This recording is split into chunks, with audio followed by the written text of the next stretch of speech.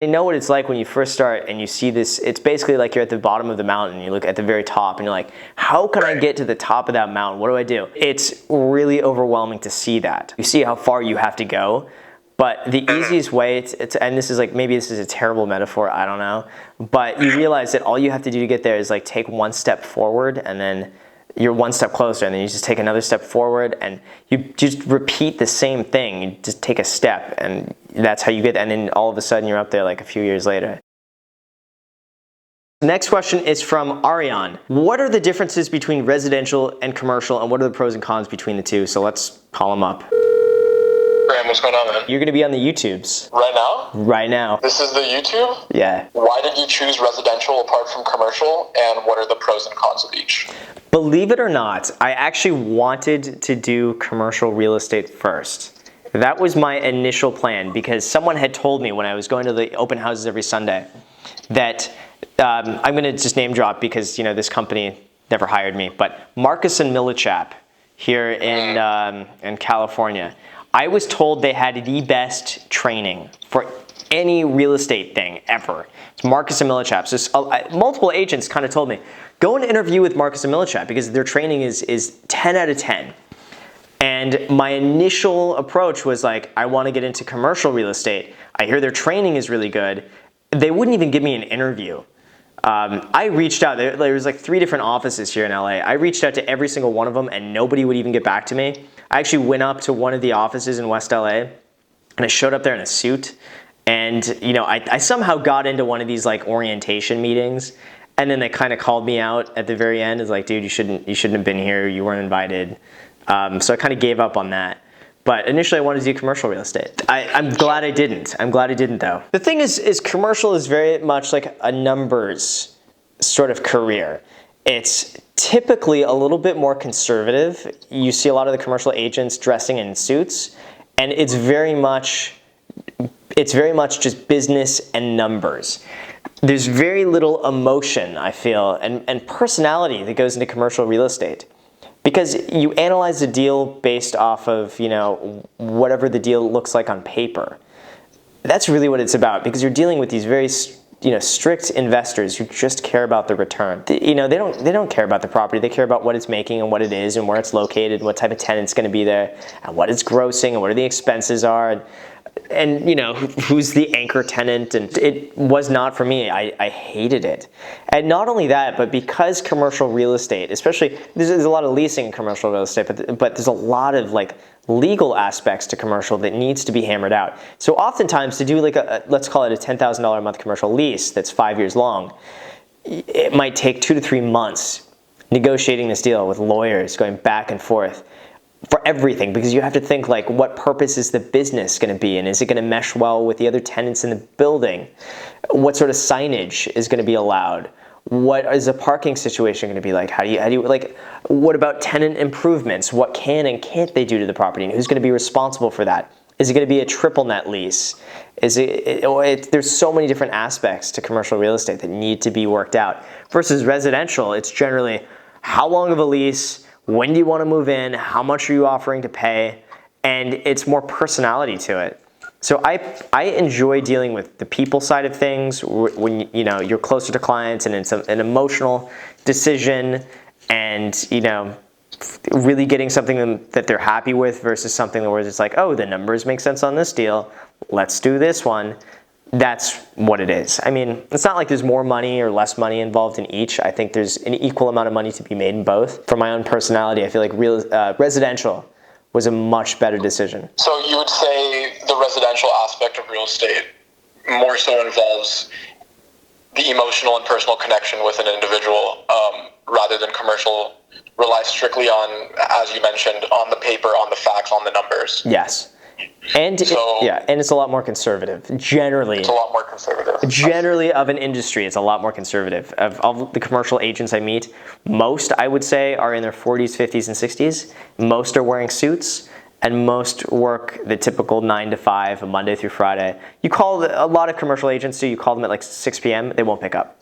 Like 6:01, they clock out, they won't pick up. Weekends, they won't pick up.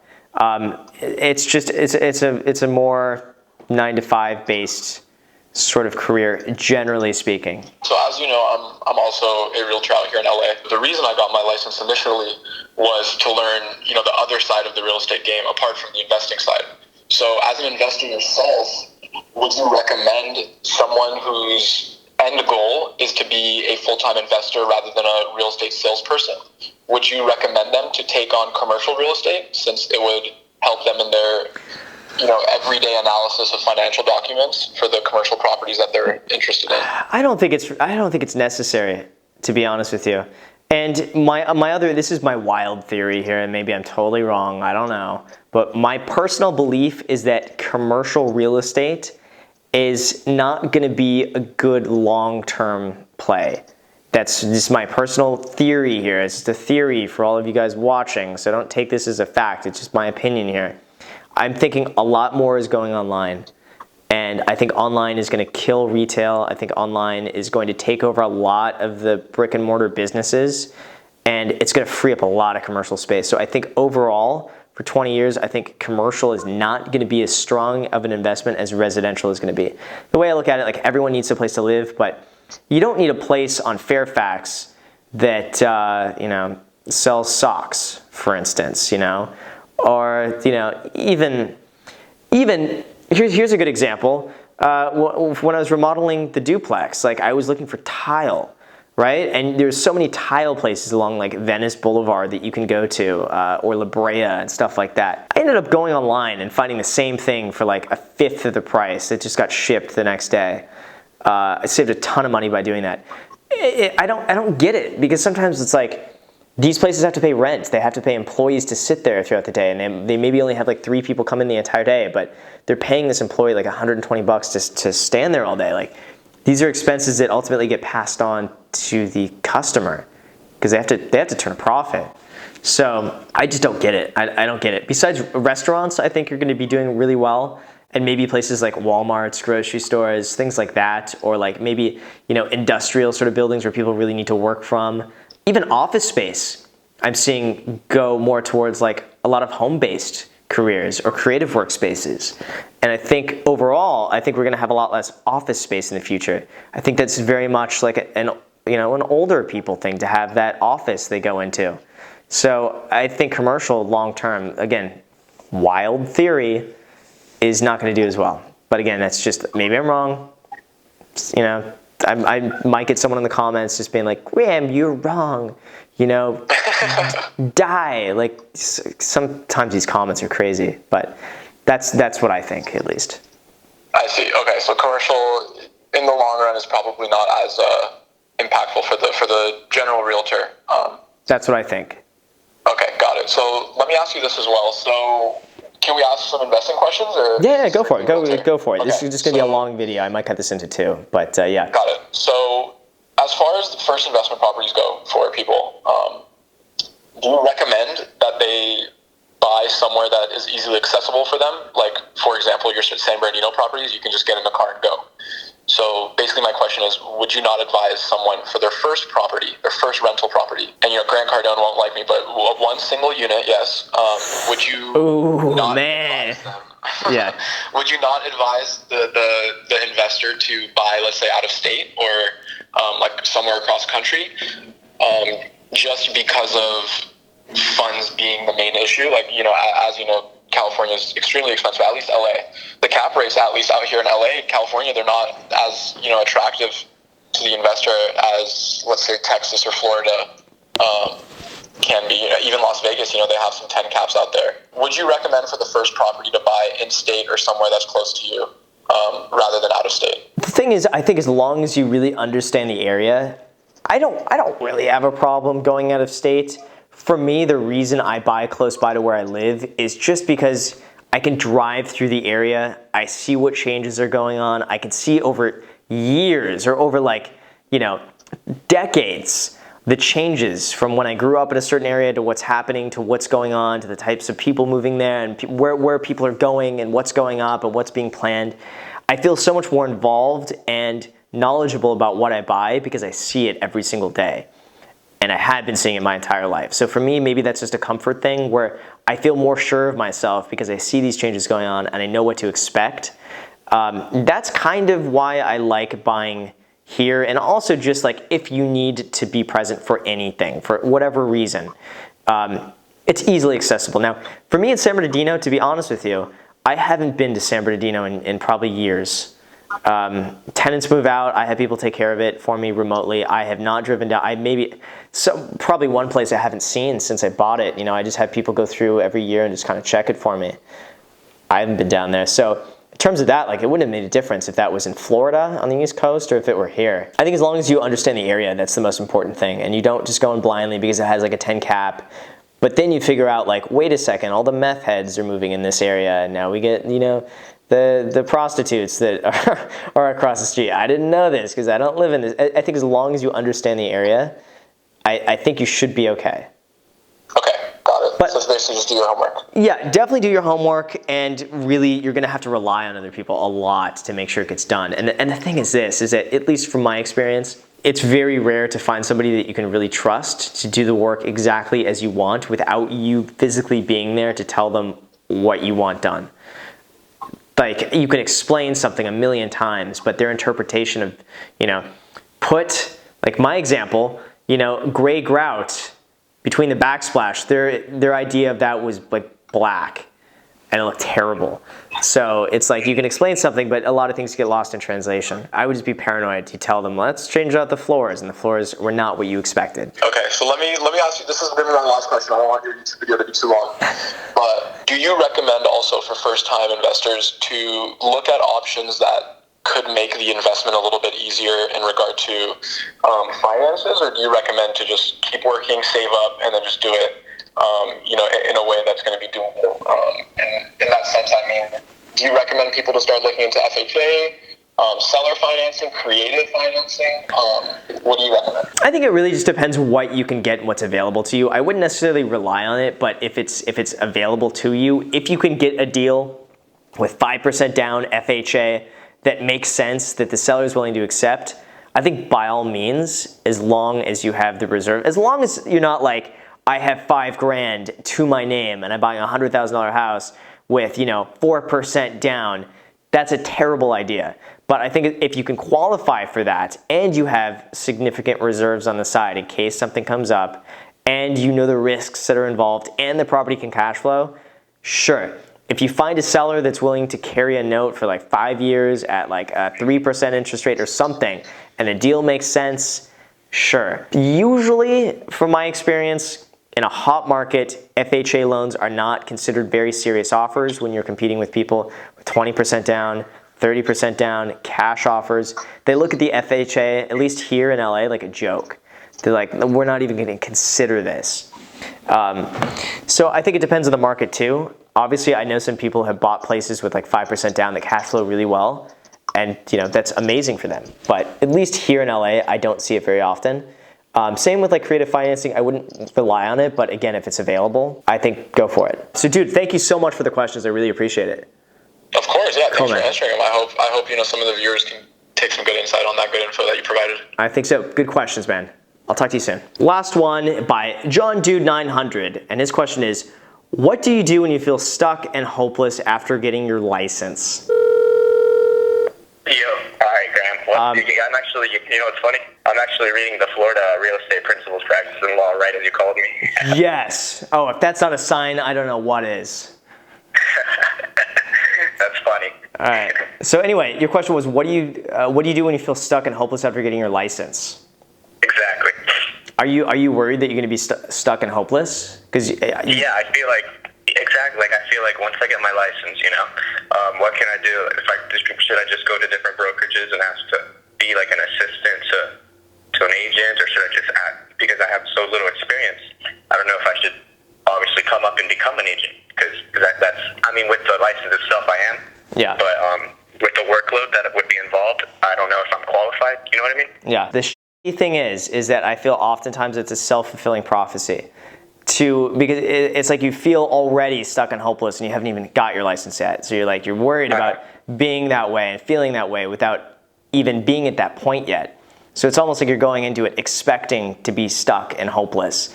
And shit like that is so like, it's so weird that you generally end up creating what you believe will happen. And I know this might be too deep for this YouTube Snapchat Q&A, but I feel like that's something that's so important and that really does happen.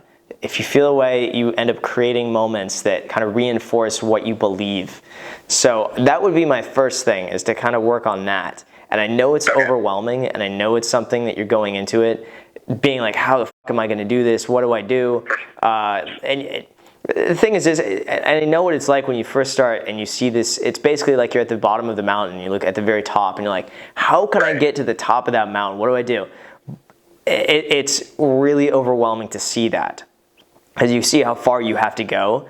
But the easiest way, and this is like, maybe this is a terrible metaphor, I don't know, but you realize that all you have to do to get there is like take one step forward, and then you're one step closer, and then you just take another step forward, and you just repeat the same thing. You just take a step, and that's how you get, and then all of a sudden you're up there like a few years later. Okay, yeah, I kind of see what you're saying. Yeah, right. Yeah, so I wouldn't see it as like this huge thing, that like this big hurdle that you have to overcome. It's just taking a step forward. Now, as far as like practical advice, because I feel like everyone's like, you got to get practical. You got to tell me what to do. That's all my comments. As far as right, I feel like people want to be told what to do, and in your comments, Yeah. Okay. So as far as like being told what to do, I think that is the best approach, is just to go and meet as many people as you can. And meet realtors. And this is what's worked for me, and then I've said this, and other people who have watched me say this do the same thing, and they've had great results. Go to an area that you want to work in. It's maybe within a 30-minute radius from where you live that you want to work in. Go to that area, and every single Sunday go and talk to other agents. And just say, hey, my name is John. I want to get into real estate. I'm practicing to get my license. I'm studying to get my license right now. Do you have any advice for me? What are your recommendations? What do you think of working in this area? How did you get into real estate? Just to ask questions. Ask as many questions as possible. And obviously do this when they're not busy. Like if they're talking to like 50 people, don't just go up there. But maybe you can say something like, hey, I want to ask you some questions if you have time. Will you have time maybe after, or like if they have time now? You're going to get a lot of people that just don't have time. For me, it was probably like, the majority of the people just kind of brushed it off or told me, some generic stuff. You just have to do it enough, because the thing is, there are people out there that will really help you. It's just you have to go through a lot of just crap to find those people. I actually went through a process like that. I went to a local broker's, and it was RE/MAX or something. So they were highly, I guess, knowledgeable. Yeah. Because there was RE/MAX LA, and they kind of like brushed me off, I went to a couple more, and they kept brushing me off. But you know what? I don't stop. Like I keep hustling. You just got to keep going, because most people brush me off too. I tried to get into another real estate brokerage, Marcus and Millichap. They didn't give me the time of day at all. They did not want me there. So you go through a lot of that. Okay, so is it best maybe like a mentor? Or? The thing is I don't recommend just going and trying to find the mentor first, because that's I think taking a whole wrong approach. Is just like, I need the mentor first. I need the mentor. If I don't have the mentor is not this like magic thing that you just get the mentor and then everything else falls. I would just start your career as planned, and then as you're doing that organically, you're going to end up meeting people that help you out along the way. And a mentor has never been something for me where like you walk up and ask like, hey, will you be my mentor? It's never ever worked that way. It's always been something organic that has just happened over time gradually, and then all of a sudden they become someone you can really trust and rely on. So I recommend get your license, go and talk to agents or go into brokerages with the expectation of you just want information. You just want to learn. Do not go in there with the expectation of trying to get a mentor, because maybe people pick up on that and they're just like, no, I don't want to do that. It's a lot of pressure for a lot of people. But if you go up there and just ask questions, and really just opinion-oriented questions, I think that will make the biggest differences. And you could do that with agents at open houses, real estate brokerages. You can do both of those. Same time, get your license, and then once you get your license, start talking to different brokerages looking to hang your license with. and just continue doing what you would plan on doing ordinarily, just without a mentor, and then you'll eventually find a mentor. Okay, yeah, I kind of understand. Yeah. So I guess it'd be easier to just get bits and pieces from a lot of different experienced broker Yeah. and real estate agents than actually finding a mentor. Yeah, exactly. Starting off. And the other thing is too, everybody has a different approach in real estate. Everyone is different. I know Brian Casella, he likes door knocking and cold calling and a lot of prospecting. I don't like that. I like doing, leases, and he doesn't like doing leases. I don't like it. It's just a thing for me that, maybe it's bad, but I don't like the idea of me calling up asking for business, or I don't like the idea of me going door to door asking for business. I would rather do less business and not door knock than make more money in door knock. It's just, for me, I just don't like door knocking enough that I would sacrifice a lot of money just not to door knock. But it's a personal thing. I have nothing against it. It works. A lot of people are successful at it. It's just, for me personally, I don't like it. Just for me. It's not that it's not effective or anything. It's just, I just don't like it. All right, yeah, no, I see what you're saying. Yeah. You know what's funny is that Brian Casella was actually doing a live video, and he was asking, or he was answering a lot of questions that I was giving him. So it's funny how you come and call me too. So it's like two real estate agents that I look up to are talking to me on the same day. Keep me posted as you're going along in this journey. Just let me know when you get your license, and let me know how it turns out too. Like going and talking to other agents, because this is the one thing, and I'm going to say this to you and to everyone watching, is that sometimes people send me these amazing messages, like they're doing this and they're doing that and they're doing this. And even though I get a ton of messages, I'm genuinely curious what happens. And very few people actually will follow up. Out of, maybe 200 people that send me a message, maybe of that, 3 will actually send me another message a month later. And the thing is too, people are always they always say this, I don't know if you remember me, but I'm the person that did this. And generally, I remember everybody. If they tell me their story, I read almost everything. So follow up and let me know how it's going. Well, I really appreciate your thinking about me following up. Yeah. Oh, seriously. Because I'm curious. Some people are like, I just got my license. I'm going to do this. And I think back. I'm like, wait a second. Wait, what happened to all these people?